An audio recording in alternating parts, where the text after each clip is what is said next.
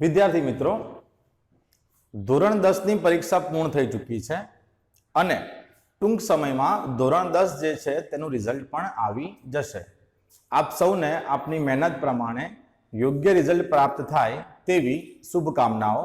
અને તેની સાથે ધોરણ 10 પછી આગળ અલગ અલગ એવા આપણને ફિલ્ડ જોવા મળે છે, જેમ કે ધોરણ 10 પછી આર્ટ્સ હોય, કોમર્સ છે, સાયન્સ છે, તે સિવાય ડિપ્લોમા કરીને બી એક ફિલ્ડ છે અને તે સિવાય આઈટીઆઈ પણ આપણને ફિલ્ડ તરીકે આપણી સામે 10મા પછી આવશે.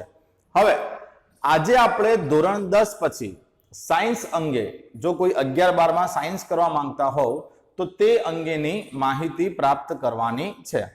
બાળકો, જો આપણે સાયન્સની વાત કરીએ તો ધોરણ 10 પછી 11-12 સાયન્સની અંદર બે ગ્રુપ આવે. એક છે એ ગ્રુપ અને બીજું છે બી ગ્રુપ. હવે એ ગ્રુપ જે છે તેને પીસીએમ એટલે કે ફિઝિક્સ, કેમિસ્ટ્રી અને મેથ્સ તરીકે પણ ઓળખવામાં આવે છે. જ્યારે બી ગ્રુપ જે છે તેને પીસીબી એટલે કે ફિઝિક્સ, કેમિસ્ટ્રી અને બાયોલોજી એ તરીકે પણ ઓળખવામાં આવે છે. હવે હું પોતે બાયોલોજી ભણાવું છું એટલે આજે હું તમને બી ગ્રુપ અંગેની ડિટેલમાં માહિતી આપીશ. બરાબર, એ ગ્રુપની માહિતી તમને મેથ્સના શિક્ષક શ્રી જે છે તે પૂરી પાડી દેશે. તો આપણે વાત કરીએ બી ગ્રુપ. બી ગ્રુપની અંદર મુખ્ય વિષય 3 અત્યારે: ફિઝિક્સ એટલે કે ભૌતિક વિજ્ઞાન, કેમિસ્ટ્રી એટલે કે રાસાયણિક વિજ્ઞાન અને બાયોલોજી એટલે કે જીવ વિજ્ઞાન. હવે બી ગ્રુપ જે છે તેના બાળકો જો બી ગ્રુપ સાથે 11-12 સાયન્સ કમ્પ્લીટ કરે તો તે લોકો મેડિકલ, એ સિવાય પેરામેડિકલ, તે સિવાય ફાર્મસી છે, એગ્રીકલ્ચર છે, આ પ્રકારની બ્રાન્ચમાં પોતાનું કરિયર બનાવી શકે છે. હવે જો આપણે વાત કરીએ બી ગ્રુપની, તો બી ગ્રુપની અંદર જે આપણે 11-12 ધોરણ આપણે ભણીએ છીએ, 11મું અને 12મું ધોરણ, બરાબર, આ 11-12 જે ધોરણ છે તેની એક્ઝામ ગુજરાત બોર્ડ દ્વારા લેવામાં આવે છે. બરાબર, અને જેમ તમે 10માની પરીક્ષા આપી છે એઝ ઇટ ઇઝ 12માની બોર્ડની પરીક્ષા આવશે. દરેક સબ્જેક્ટ જે છે તેના 100 માર્ક્સ હોય અને એમાંથી આપણે ક્વોલિફાય થવાનું એટલે કે પાસ થવાનું હોય. હવે બોર્ડની સિવાય મતલબ કે 11-12 જે 12માનું બોર્ડ છે તે સિવાય બીજી બે એક્ઝામ બી ગ્રુપના વિદ્યાર્થીઓએ આપવાની હોય છે, જેમાંની એક પરીક્ષા છે ગુજકેટ. ગુજકેટ જે છે તેને કહેવાય ગુજરાત કોમન એન્ટ્રન્સ ટેસ્ટ. બરાબર, હવે જો આપણે ગુજકેટની વાત કરીએ તો ગુજકેટની પરીક્ષા જે છે તે પણ ગુજરાત બોર્ડ દ્વારા જ લેવામાં આવે છે. એક બીજું, ગુજકેટની એક્ઝામની અંદર માત્ર ને માત્ર 12મા ધોરણનો સિલેબસ જ પરીક્ષામાં પૂછવામાં આવે છે. ગુજકેટની એક્ઝામમાં 11th નો સિલેબસ જે છે તે પૂછવામાં આવતો નથી. બીજું, ગુજકેટની પરીક્ષા 120 માર્ક્સની હોય છે એટલે પર સબ્જેક્ટ થાય આપણા 40 માર્ક્સ. બરાબર, ફિઝિક્સના 40, કેમિસ્ટ્રી 40 અને બાયોલોજી પણ 40 માર્ક્સ. જે બાળકોને 12માની પરીક્ષા આપ્યા પછી ફાર્મસીની અંદર પોતાનું કરિયર બનાવવું હોય, બીફાર્મ કરવું હોય તો તેમના માટે આ ગુજકેટની પરીક્ષા જે છે તે કમ્પલસરી છે. અને જે બાળકો મેડિકલ અને પેરામેડિકલમાં પોતાનું કરિયર બનાવવા માંગતા હોય તે બાળકોને અલગથી જે પરીક્ષા આપવાની આવે છે તે પરીક્ષા છે નીટ. બરાબર, national eligibility cum entrance test, આનું પૂરું નામ છે national eligibility cum entrance test. હવે મેડિકલ અને પેરામેડિકલ ફિલ્ડની અંદર જો આપ આગળ વધવા માંગતા હો તો નીટની એક્ઝામ ક્રેક કરવી એ આપણા માટે જરૂરી છે. બીજું કે નીટની એક્ઝામ જે છે તેમાં 11th અને 12th બંનેનો સિલેબસ પૂછાય છે. બરાબર, એવું નહીં ગુજકેટમાં એકલું 12મું પૂછાય તો નીટમાં પણ એ જ પ્રમાણે હશે ના. નીટની અંદર 11th અને 12th બંને જે છે તે કમ્બાઈન પૂછાય છે. બીજું, આ પરીક્ષા જે છે 720 માર્ક્સની પરીક્ષા હોય છે. બરાબર, ટોટલ 720 માર્ક્સની આ પરીક્ષા છે, જેમાં તમને ઓબ્જેક્ટિવ એટલે કે એમસીક્યુ આપવામાં આવે પ્રશ્નપત્રમાં, તમને ટોટલ 180 એમસીક્યુ આપેલા હોય. હવે 180 એમસીક્યુ અને 720 માર્ક્સ મતલબ પ્રત્યેક એમસીક્યુ જે છે એ આપના માટે 4 માર્ક્સનો રહેશે. જ્યારે તમે બી ગ્રુપ રાખો છો એમાં આગળ આવશો તો આ પેટર્ન અંગે વધારે ચર્ચા કરીશું, પણ અત્યારે એવું યાદ રાખીએ આપણે કે 180 એમસીક્યુ છે, ટોટલ માર્ક્સ 720, જેમાં આપણે ખાસ ધ્યાન આપવા જેવું એ છે કે અહીંયા ત્રણેય સબ્જેક્ટ જે છે તેનું ઇક્વલ વેઇટેજ નથી. આજે આપણે નીટની પરીક્ષા આપીએ છીએ એના માટે, તો મેડિકલ પેરામેડિકલમાં જવા માટે, બરાબર, તો એમાં તમારો મેઇન સબ્જેક્ટ કયો છે? તો બાયોલોજી. તો નીટની પરીક્ષાની જ્યારે વાત કરવામાં આવે તો નીટની અંદર માર્ક્સની વાત કરીએ તો 50% વેઇટેજ બાયોલોજીનું છે, બરાબર. એટલે કે બાયોલોજી જે છે એ 360 માર્ક્સનું પૂછાય આપણને, જ્યારે કેમિસ્ટ્રી 25% અને ફિઝિક્સ જે છે તેનું વેઇટેજ પણ 25% છે. મતલબ નીટમાં 360 માર્ક્સ બાયોલોજીના છે, જ્યારે ફિઝિક્સના 180 માર્ક્સ છે અને કેમિસ્ટ્રીના પણ 180 માર્ક્સ છે. હવે ઘણા બધા બાળકો જ્યારથી નીટની એક્ઝામ લેવાની શરૂઆત થઈ છે ત્યારથી ઘણા બધા બાળકો અને ઘણા બધા પેરેન્ટ્સના દિમાગમાં એવું કંઈક છે કે ગુજરાત બોર્ડની તૈયારી અલગ રીતે કરવાની આવે, નીટની તૈયારી એ પણ અલગ રીતે કરવાની આવે, બંને એકબીજાથી એકદમ અલગ છે. તો નહીં, ખાસ ધ્યાન આપજો કે છેલ્લા 2 વર્ષથી આપણે ગુજરાત બોર્ડમાં જે સિલેબસ બનાવીએ છીએ તે સિલેબસ NCERT દ્વારા તૈયાર કરવામાં આવેલો છે. 2 વર્ષ પહેલા જ નવો સિલેબસ આપણે એડ થયો છે. હવે નીટની તૈયારી જે દિવસે તમે 11મા ધોરણમાં એડમિશન લઈ રહ્યા છો તે દિવસથી જ શરૂ થાય છે. અને બીજું કે નીટમાં પૂછાય છે શું? તો આપણું 11મું અને 12મું જે NCERT નો સિલેબસ છે મોસ્ટ ઓફ એમાંથી જ ક્વેશ્ચન પૂછાય છે, બરાબર. એટલે નીટ માટે અલગ એવી કોઈ જોરદાર પ્રિપેરેશન કરવાની નથી, પણ જે કરીએ છીએ એને શાંતિથી અને સતત કરવાનું છે, બરાબર. જો શરૂઆતથી દરેકે દરેક ચેપ્ટર, જેમ કોઈ એક ચેપ્ટર પૂરું થાય એ ચેપ્ટર તૈયાર કર્યા પછી એના એમસીક્યુ, ભૂતકાળમાં પરીક્ષામાં પૂછેલા એમસીક્યુ આપણે આ બધાની પ્રેક્ટિસ કરી દઈએ તો એ ચેપ્ટર આપણું ઓલમોસ્ટ નીટ સાથે જ સોલ્વ થઈ જાય. મતલબ પેટર્ન કેવી છે? તો પેટર્ન સિમ્પલ છે કે નીટની તૈયારી કે છેલ્લા મહિનામાં કે છેલ્લા 1.5 મહિનામાં કે એવી રીતે ના હોય. તમે જે સિલેબસ તમારો ભણી રહ્યા છો એ તમારું ગુજરાત બોર્ડ પણ છે અને તમારું નીટ પણ છે. તમે જો એ સિલેબસને ધ્યાનથી સમજ્યા હશો તો નીટની પરીક્ષા તમે સરળતાથી ક્રેક કરી શકશો. ખાલી આપણે એમસીક્યુની પ્રેક્ટિસ થોડી વધારી દેવાની છે.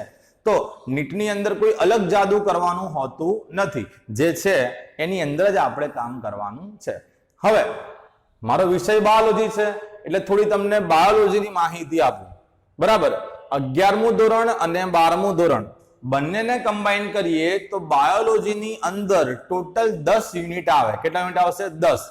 10 યુનિટમાંથી 5 યુનિટ જે છે એ 11મા ધોરણમાં આવશે અને 5 યુનિટ જે છે તે 12મા ધોરણમાં આવશે. હવે જો આપણે 11મા ધોરણની વાત કરીએ તો 11મા ધોરણમાં ટોટલ 22 ચેપ્ટર છે. 11મા ધોરણમાં ટોટલ 22 ચેપ્ટર છે.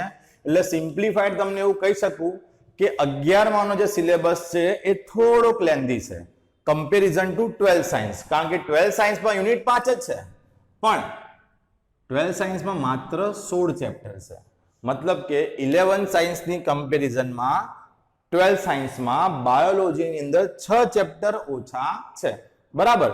હવે આપણે 11th ની પહેલા વાત કરીએ તો 11th જે છે તેમાં ટોટલ 22 ચેપ્ટર છે. એમાં પહેલો યુનિટ લઈએ આપણે, 5 યુનિટ છે એમાંથી પહેલા યુનિટની વાત કરીએ તો પહેલા યુનિટની અંદર 1 થી 4 ચેપ્ટર જે છે તેમાં આપણને વર્ગીકરણની જ માહિતી આપેલી છે.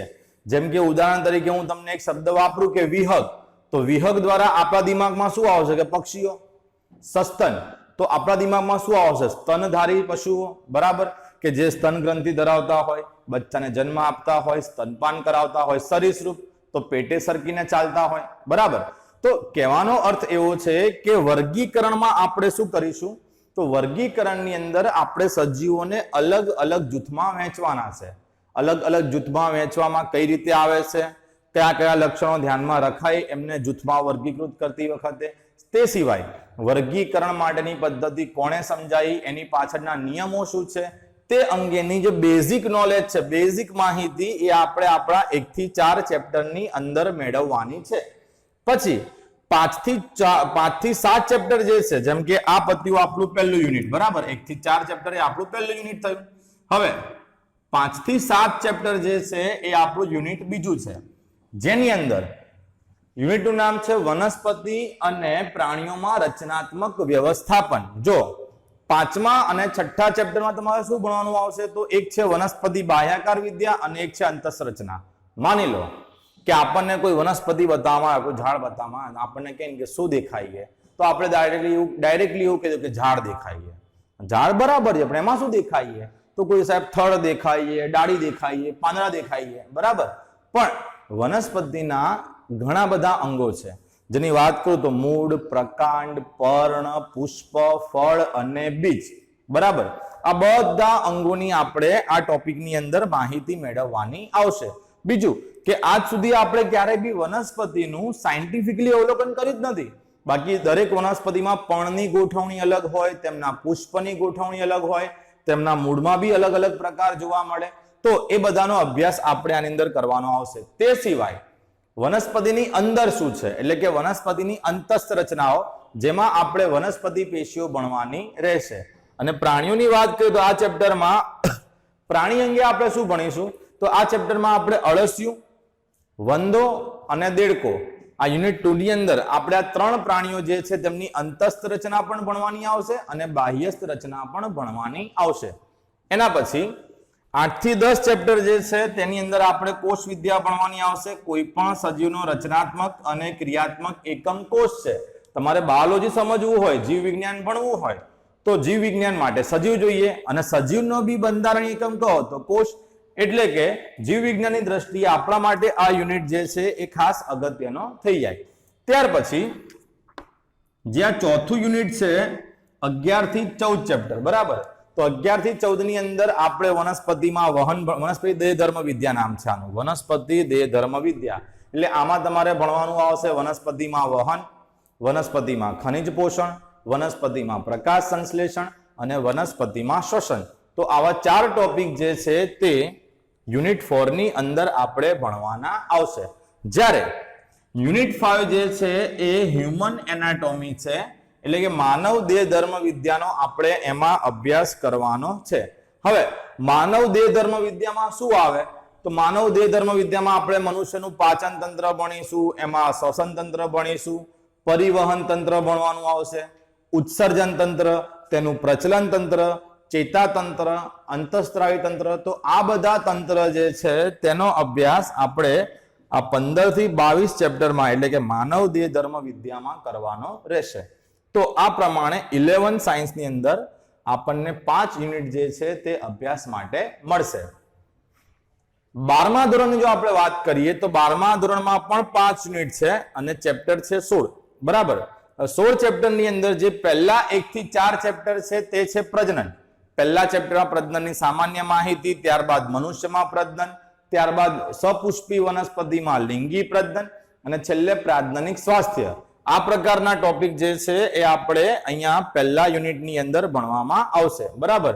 તો 16માંથી 1 થી 4 ચેપ્ટર એટલે કે યુનિટ 1 જે છે એ આવશે પ્રજનન. એના પછી બાયોલોજીની અંદર સૌથી વિકસતી શાખા, સૌથી ઇમ્પોર્ટન્ટ શાખા જો કોઈ કહી શકાય તો જે જીનેટિક્સ છે, બરાબર. સૌથી અઘરી શાખા બીજો કોઈ કહી શકાય તો એ જીનેટિક્સ છે. અને જીનેટિક્સના અહીંયા આપણી પાસે 3 ચેપ્ટર છે, 5 થી 7, 5મું, 6ઠું અને 7મું. જનીન કોને કહેવાય, જનીન કેવા દેખાતા હોય, જનીન વારસામાં કઈ રીતે ઉતરે. તમે 10મા ધોરણની અંદર બી આનુવંશિકતા અને ભિન્નતાનો અભ્યાસ કર્યો છે, તે તમારું બેઝિક હતું. હવે એ બેઝિકની મદદથી આગળનો અભ્યાસ જે છે આપણે આ યુનિટની અંદર કરવામાં આવશે. તો યુનિટ 2 જે છે એમાં તમારે 5 થી 7 ચેપ્ટર આવશે. ત્યાર પછી 8 થી 10 ચેપ્ટર જે છે યુનિટ 3, તેમાં છે જીવ વિજ્ઞાન અને માનવ કલ્યાણ.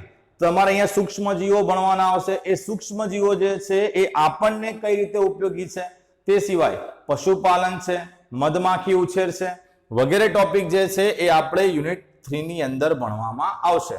ત્યારબાદ યુનિટ 4 તો યુનિટ 4 જે છે તે બાયોટેકનોલોજીનું યુનિટ છે. એમાં 2 ચેપ્ટર છે, 11મું અને 12મું, જેમાં આપણે બાયોટેકનોલોજી ભણવાની આવશે. બાયોલોજીની અંદર સૌથી ઝડપથી વિકસતી શાખાની અંદર બાયોટેકનોલોજીનો સમાવેશ કરી શકાય. બરાબર.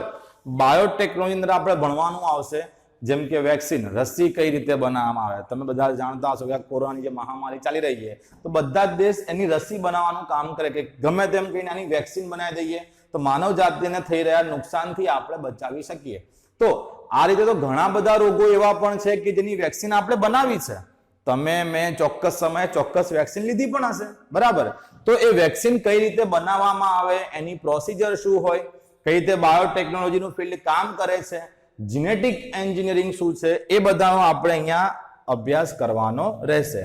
અને લાસ્ટની અંદર જે યુનિટ 5 છે એટલે કે 13 થી 16 ચેપ્ટર, તેમાં આપણે પરિસ્થિતિ વિદ્યા અને પર્યાવરણ જે છે તેનો અભ્યાસ કરવાનો છે. જેમાં આપણે વસ્તી ભણવાનું આવશે, નિવસન તંત્ર ભણવાનું આવશે, તે સિવાય પર્યાવરણીય સમસ્યાઓ એટલે કે જે પ્રદૂષણ છે તે પ્રદૂષણ વિશે પણ આપણે અહીંયા ભણવાનું રહેશે.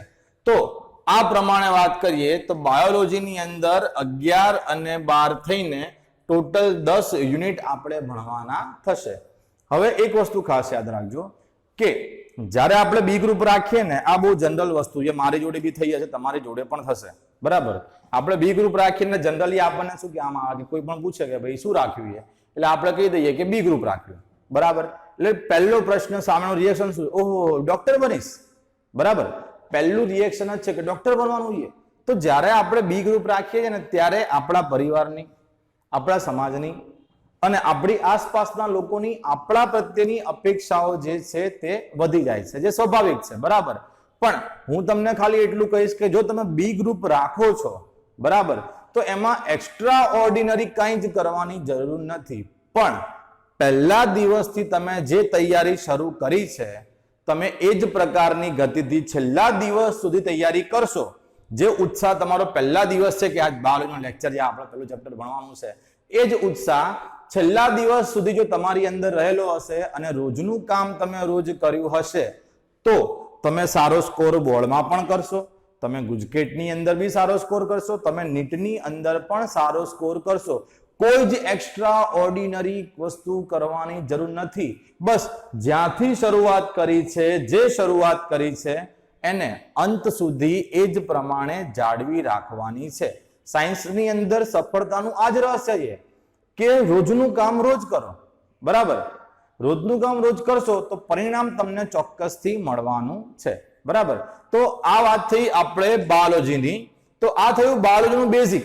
હવે આગળના 1-2 લેક્ચર આપણે એવા લઈશું કે જેમાં તમે 10મામાં જે બાયોલોજીનું કન્ટેન્ટ ભણ્યા છો એ કન્ટેન્ટને ક્યાંક ને ક્યાંક રિવાઇઝ કરીશું, જે તમને 11 સાયન્સ સાથે કનેક્ટ કરી શકે, જેને આપણે બ્રિજ કોર્સ કહીશું. બરાબર. તો આજે આપણે બાયોલોજીની બેઝિક માહિતી આપી છે. આશા રાખું કે આપ સૌને એમાં સમજણ પડી ગઈ હશે. જો તમને કંઈ પણ ડાઉટ હોય તો આપ સૌ ડાયરેક્ટલી પણ મને કોઈ પણ ડાઉટ હોય તો પૂછી શકો છો. બાકી અત્યારે આપણે અહીંયા સુધી રાખીએ છીએ. આગળના બ્રિજ કોર્સના જે લેક્ચર છે એની ચોક્કસ સમય તમને લિંક અમે મોકલતા રહીશું. ધન્યવાદ.